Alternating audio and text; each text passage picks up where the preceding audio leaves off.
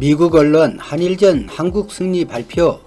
어디 저런 일본과 비교하냐는 한국. 먼저 워싱턴 포스트 기사를 전해드리고 최근 한국 사회에서 일어나는 일에 대해 제 의견을 전하겠습니다. 대량 검사 대 표적 검사 사스 한일전은 한국이 승리. 워싱턴 포스트가 전합니다. 세계에서 명의를 떨치고 있는 코로나에 대해 한국과 일본의 대조적인 대응 방법을 둘러싸고 미국 언론은 한국을 높이 평가했습니다. 29일 워싱턴 포스트에 따르면 동아시아 경쟁국인 한국과 일본은 코로나에 대해 다른 방식으로 싸우고 있는데 한국은 대규모 진단검사이고 일본은 표적검사입니다. 한일 양국의 코로나에 대한 전술은 최선의 억제 방향을 모색하고 있는 미국과 같은 다른 나라에도 큰 의미가 있습니다. 일본은 모든 사람을 대상으로 한 검진은 자원의 낭비라고 생각합니다. 4일 이상 증상이 지속되면 검진 자격이 부여되는 일본에서는 4일간 열이 나야 병원에 갈 수 있습니다. 이건 중증 위험이 있는 사람에게만 한정된 자원을 효율적으로 집중하겠다는 것입니다만 도쿄 대학 대학원 의학 미생물학 분야 교수는 그렇게 상황이 나빠진 다음 의료기관에 가서는 안 된다고 말합니다. 숫자만 보면 일본의 정책은 성공입니다. 한국과 미국 여러 유럽의 국가처럼 큰 영향을 받지 않은 것으로 보입니다. 그러나 의료 컨퍼런스 연구소의 위 마사히로 이사장은 검진 부족으로 정부가 코로나 감염 상황을 제대로 파악하고 있지 못한다고 지적했습니다. 또한 허위 사실을 가지고 국민을 안심시키고 있다고 강도 높게 비판했습니다. 그가 주장하는 내용은 일본 국민의 행동을 보면 분명합니다. 이달 도쿄에 사는 많은 시민이 공원에서 꽃놀이를 하고 술집이나 레스토랑에 사람이 몰렸습니다. 정부의 잘못된 신호로 억제를 위한 사회적 거리감이 무너졌으며 도쿄 봉쇄에 대한 두려움은 있지만 감염에 대한 두려움이 없는 이상한 현상을 보입니다. 한국은 검진에 의한 예방을 중요한 정책으로 시행하고 있습니다. 감염자의 방치는 비윤리적이라 생각하는 한국에서는 정부가 신속하게 민간업체가 개발한 검단 진단키트를 승인하고 병원 밖에서뿐만 아니라 실외에도 드라이브스루 시설을 설치하여 수백 곳의 임시 검진 장소를 마련했습니다. 서울대 보건대학원 펜슨시쿠 교수는 적절한 진단은 환자에게 감염의 위험을 알리고 그에 따른 예방조처를 할 수 있을 것이라고 말했습니다. 한국에서는 가벼운 증상이거나 감염자와 접촉이 의심되면 지역사회와 가족에 감염되지 않도록 즉시 격리합니다. 또한 400개소의 생활치료센터를 설립하고 환자의 건강상태를 확인하고 필요한 경우 환자를 중환자실에 신속하게 이송시키고 있습니다. 펜 교수는 의료 시스템에 부담을 주게 되는데 한국은 기꺼이 이런 부담을 감수하려고 하고 있으며 이 정책이 어느 정도 우수한지 증명해주고 있다고 말하며 일본처럼 환자를 어둠 속에 내버려 두는 것은 윤리적으로 문제가 있고 의학적으로도 비효율적이다 라고 강조했습니다. 사태가 개선되는 한국, 사태가 확대되는 일본, 마지막으로 한국과 일본 양국의 신형 코로나 바이러스의 대응 방법은 어느 것이 더 효과적인지 결정할 수 있습니다. 한국에서 처음 감염자 수가 급증했지만 최근 몇 주에서 신규 감염자의 발생 속도가 현저하게 줄어들고 있습니다. 한국은 많은 사람이 퇴원하고 집으로 돌아갔습니다. 도시를 봉쇄하지도 않았고 직장을 폐쇄하지도 않았습니다. 국경을 봉쇄하지도 않았고 상업 및 종교시설을 강제로 폐쇄하지 않았습니다. 반면 일본은 지금까지 신종 코로나 바이러스를 잘 제어해온 것처럼 보이지만 이는 진단 건수가 지나치게 적은 착시현상에 불과합니다. 지난 몇 일간은 신규 감염자가 대폭 발생하고 가속화될 조짐을 보입니다. 이미 통제가 어려운 광범위한 감염을 의심하게 하고 있습니다. 여기까지가 워싱턴 포스트지가 전한 한일 비교 기사입니다. 한국이 잘 대응하고 있다는 것을 굳이 아니라고 부정할 사람이 있을까 싶지만 외신에서도 다를 만큼 그런 분들이 의외로 있습니다. 외신이 이렇게 표현합니다. 굳이 부정하려 애쓰는 이유가 도무지 이해가 되지 않는다. 외국처럼 하지 않는다고 정부를 공격하지만 그들이 원하는 외국 대응 현실은 정말 비참함 자체라는 것을 이해하지 못하는 것처럼 보인다 라고 전합니다. 국민을 탄압하고 인권을 짓밟은 것은 아주 잘못한 짓이지만 박정희 정권이 살림 녹화한 것은 세계사에 남을 대단한 업적입니다. 중공업, 지향의 산업구조를 이끈 것도 칭찬받을 일입니다. 노태우가 12.12 쿠데타를 일으킨 주범이지만 중국, 러시아와 수교하고 한국 외교지형을 넓힌 정책은 매우 잘한 정책입니다.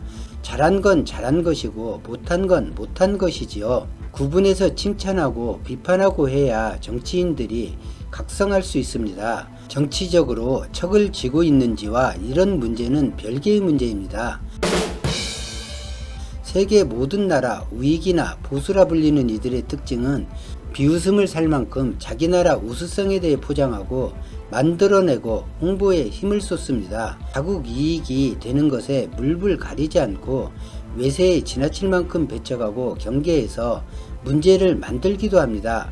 우리나라 현실은 오로지 한 목소리밖에 없습니다. 속칭 보수정권, 보수당 외의 모든 정부 정당은 적화된 정부 빨갱이 정당이라 주장합니다. 보수 정권이나 보수당을 지지하지 않으면 종북 빨갱이라 칭합니다. 미국에 조금이라도 비판적이면 빨갱이가 됩니다. 일본에 조금이라도 비판하면 빨갱이가 됩니다. 평화통일을 주장하면 빨갱이가 됩니다. 북한과 대화하면 빨갱이가 됩니다. 주권을 회복하자고 전작권을 찾아오자고 해도 빨갱이가 됩니다. 자주 국방을 하자고 해도 빨갱이가 됩니다. 주둔비를 미국 요구에 따라 주지 않는다고 나무랍니다. 미국이 중장거리 미사일을 한국에 수출하는 것도 아니고 미군이 중국, 러시아를 선제 공격할 목적으로 설치한다고 밝히는데도 반대한다고 빨갱이라 합니다. 심지어 문재인 정권을 끌어내리기 위해 대한민국이 망해야 한다는 주장도 서슴없이 합니다. 가장 재미있는 것은 그냥 주장한다는 것입니다. 대부분 본인이 구체적인 이유를 가지고 하는 주장도 아닙니다.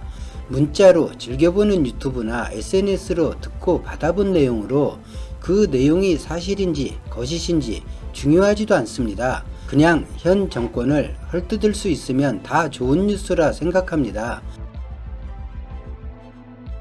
민주진보든 보수든 비판을 하고 비판을 받습니다.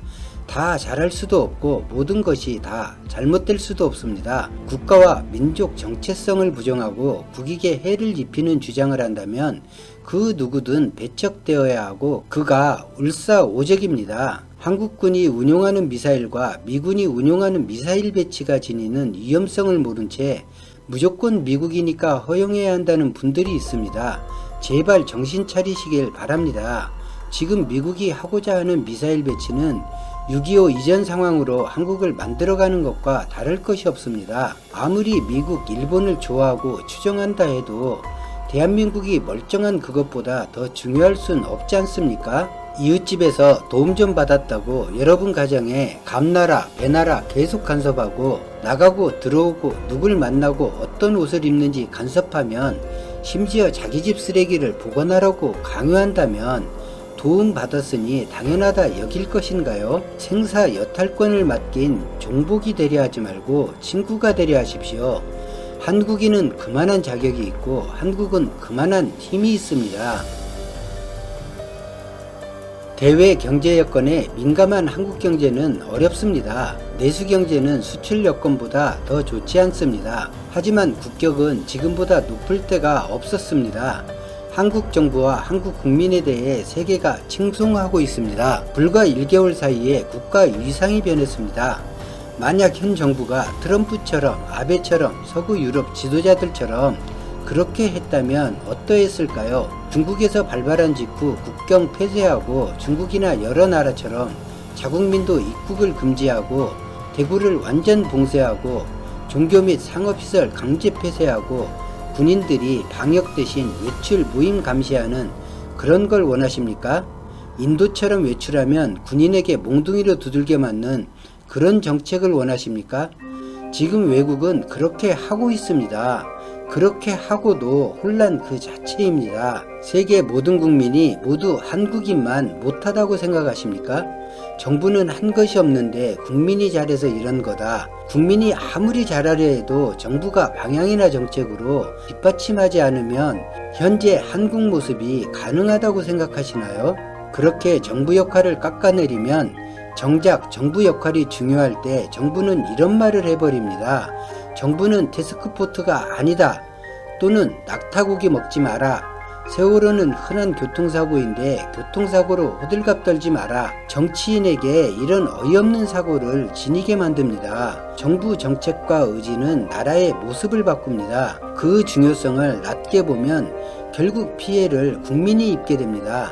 정부가 사태를 바라보는 인식과 접근 방법 차이가 지금 대한민국과 세계가 다른 모습이 된 이유입니다. 아쉬움이 없는 정책이 어디 있겠습니까? 이 정도가 아니라 더 잘하기 어려울 만큼이라고 한국을 칭찬합니다. 못마땅해도 그것을 받아들이고 어깨를 펴셔도 아무도 나무라지 않습니다. 현재 주요 식량 수출국들이 수출을 금지하고 있는데 우리나라는 식량 자급 국가가 아닙니다. 이렇게 올라간 국가 이상은 식량 수출국과 협력을 더욱 수월하게 진행할 수 있게 도와줄 것입니다. 오늘 영상은 여기까지입니다. 고맙습니다.